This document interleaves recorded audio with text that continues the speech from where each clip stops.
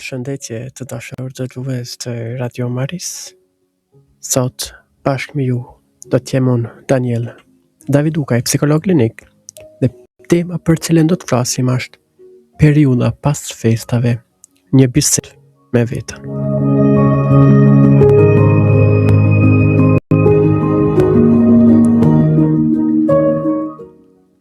Fillimisht dua të ju falenderoj që jeni këtu dhe që po jepni vetës diçka shumë të çmuar, kohë për vetës.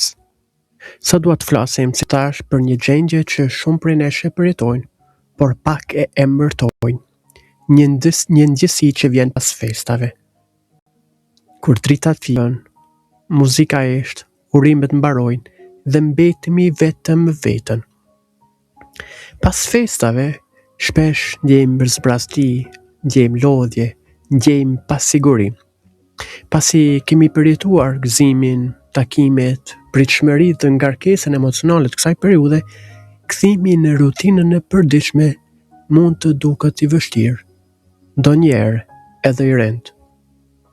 Dhe sot ndoshta, duke më dëgjuar, mund të pyesni veten: si po ndihem vërtet këto ditë, për te asaj që u tregoj të tjerëve?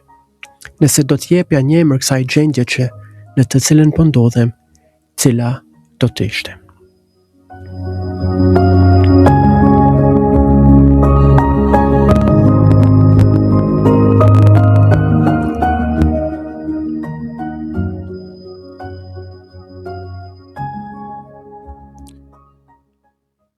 Kthimi në rutinë pas festave është i vështirë. Jo sepse rutina është armike as pak, por sepse festat të na nxjerrin për pak nga realiteti. Dhe kur kthehemi, realiteti na pret aty ku e lam. Detyrat e papërfunduara, qëllimet e parealizuara, marrëdhëniet që nuk funksionojnë siç do të dëshironim, të gjitha këto rinisin edhe një herë kur festat mbarojnë. Dhe atëherë ndeshëna me disa emocione të pakëndshme, e natyrshëm lindin disa pyetje të eshtuna. Çfarë po ndjej? Çfarë më mungon? Përse po ndihem bosh?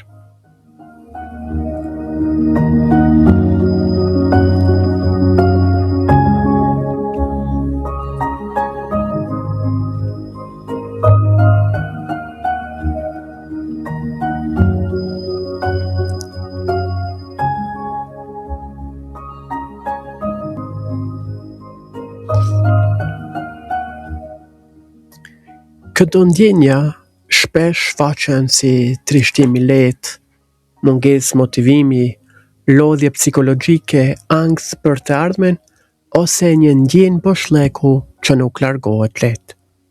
Në psikologji, kjo periudhë quhet si post-holiday blues, ose depresioni pas festave, që nuk është sëmundje, nuk është as pak dobësi, nuk është as pak dështim personal, është një reagim krejtësisht njerëzor. Pse ndodh? Ndodh sepse kemi kaluar nga një emocion i lartë intensiv drejt një qetësie që nuk jemi gjithmonë gati ta përballojmë këtë të ndryshim. Është një lloj ose njësoj si ta krahasojmë një zbritje të papritur për një majë mali pa qenë të përgatitur.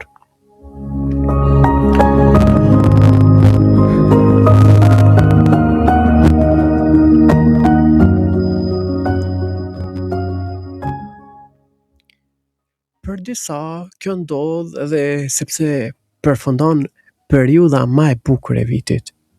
Por për disa të tjerë, ndodh sepse festat vetë se kanë mbuluar përkohësisht dhimbjen e tyre, mungesat, vetmin, apo lodhjen që ka qenë aty gjatë gjithë vitit.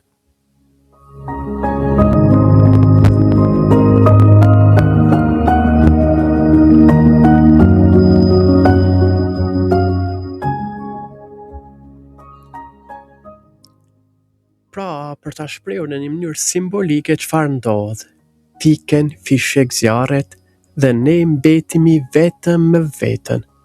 me dilemat, me pikpyetjet, me frikrat, me vështirësitë emocionale dhe me përpjekjet tona të përditshme.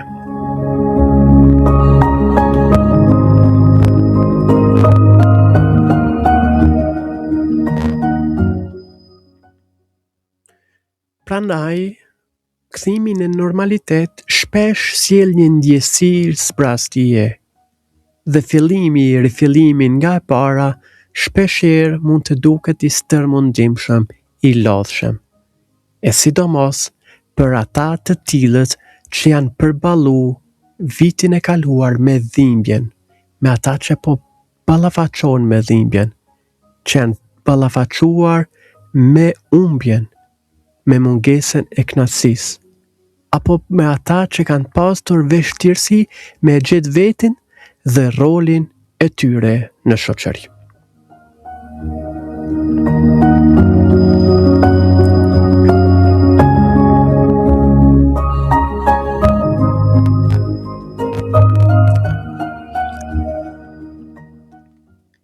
Nëse po e dëgjon këtë dhe po mendon, po, kështu ndihem edhe unë. Dua të dish diçka shumë të rëndësishme. Nuk je vetëm, nuk je i thyer dhe nuk ka asgjë të gabuar me ty. Shumë njerëz e përjetojnë këtë, por pak flasin për të.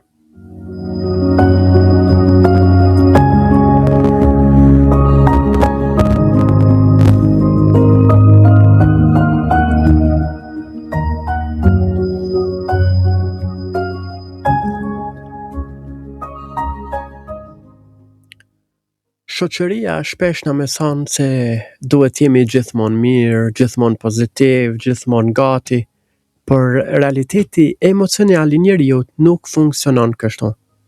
Ka periudha rënje, ka momente lodhjeje, ka faza ku thjesht kemi nevojë të ndalemi. Dhe kjo nuk na bën më pak të fortë, na bën njerëzor.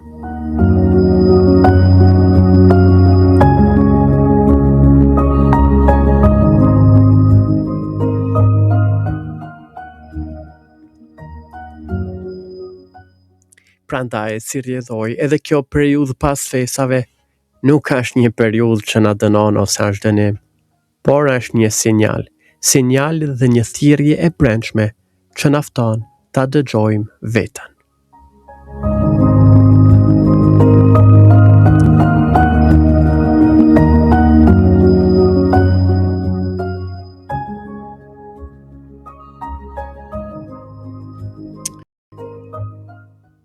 Për të i vështirësive dhe sfidave që mbartë ky fillim, duhet thënë që kjo periudhë nuk është vetëm sfidë, por është edhe një mundësi e artë, një mundësi për reflektim, një mundësi për rikuperim, një mundësi për të pyetur veten tonë me ndershmëri. Çfarë dua vërtet? Çfarë më lodhi vitin që lam pas? Çfarë më mungon? Çfarë dua të ndryshoj?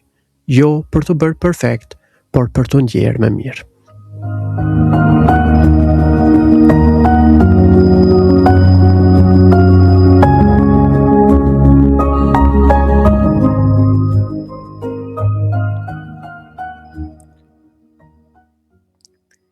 Pra, ky fillim vit na ndihmon ose na mundëson që edhe të punojmë për krijimin e objektivave.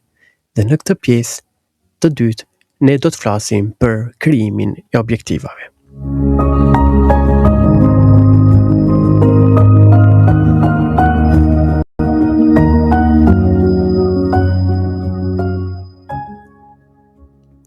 Kur flasim për objektivat, shumë njerëz ndihen të frikësuar dhe sikur nuk dojnë me ndërtu as me kriju as një lloj objektiveve.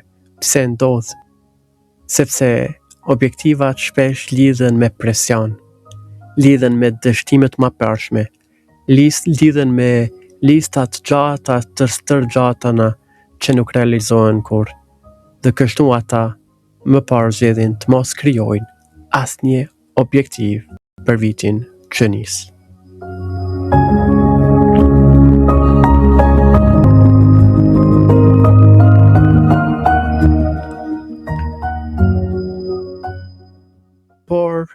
duhet ta themi shumë qartë më zonë të lartë që objektivat nuk janë një ndëshkim. Nuk i bajmë, nuk i ndërtojmë, nuk i krijojmë për të qenë ndëshkim për ne, por për të na orientue. Nuk janë për të na bë me unë i keq nëse ne nuk i arrijmë. Janë për me na ndihmu me ecë përpara, por gjithmonë me ritmin tonë.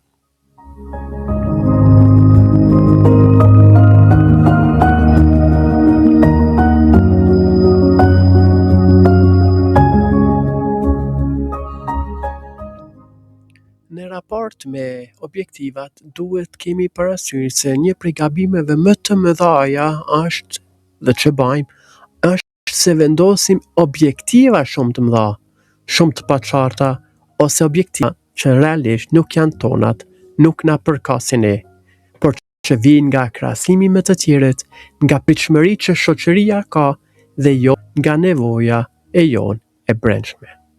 Prandaj, para se të vendosim objektiva, duhet kemi parasysh disa gjëra shumë të rëndësishme.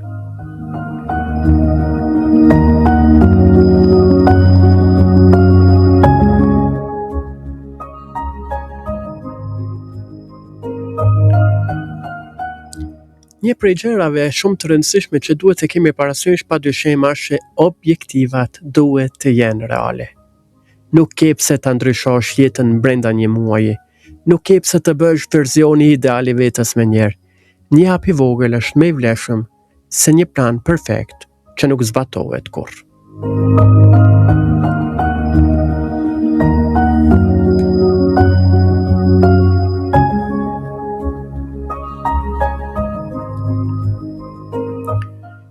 Një gabim tjetër rëndom që ndodha është edhe krijimi në sasi i objektivave.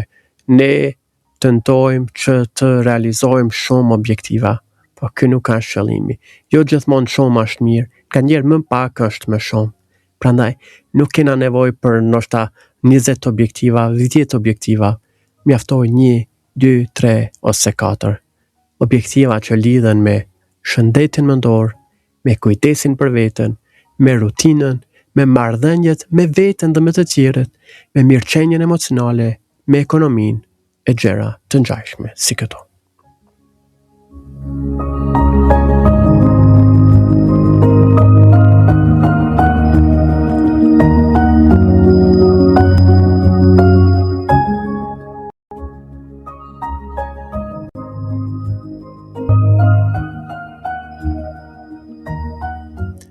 Për të ndërtuar objektiva sa ma të qarta, sa ma qëndrore, janë disa pyetje që ja vlen t'i bëjmë.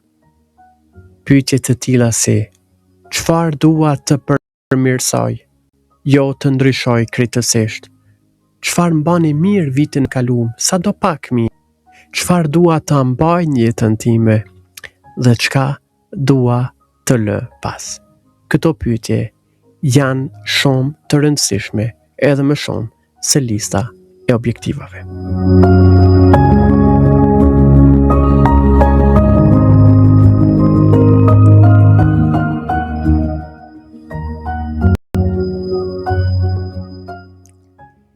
Një gabim tjetër çfarë bëjmë rëndom me ndërtimin objektiva është edhe që ne ato i nisim nga presioni, nuk i nisim nga kujdesi. Prandaj ajo që ju të ftoj ty sot është nisi nga kujdesi. Nëse je i lodhur, objektivi yt mund të jetë me pushu më shumë. Nëse je emocionalisht i raskapitur, objektivi yt mund të jetë të flasësh më afër për ndjenjat e tua. Nëse je këputur nga vetja, objektivi yt mund të jetë me u ndal çdo ditë për pak minuta dhe me marr frymë thellë. Edhe kjo është rritje.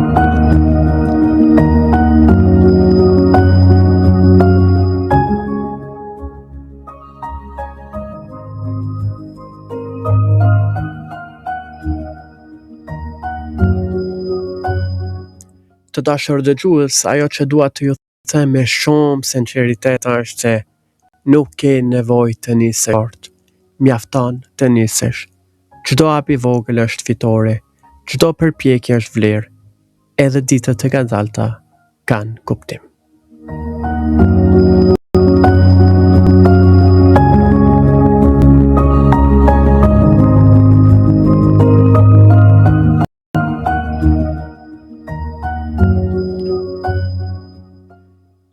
Nëse pas festave ndjeni të zbrazët, mos u gjykoni, mos e nxitoni veten, mos mendoni se jeni vonë. Jeni aty ku duhet të jeni, në proces.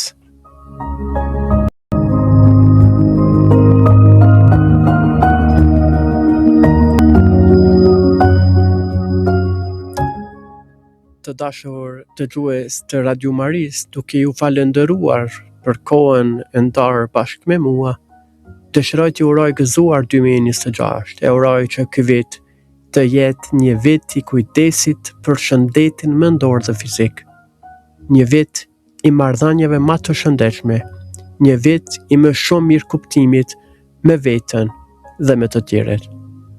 Sepse në fund, më e rëndësishmja nuk është sa shpejt ecim, por nëse ecim me ndjeshmëri.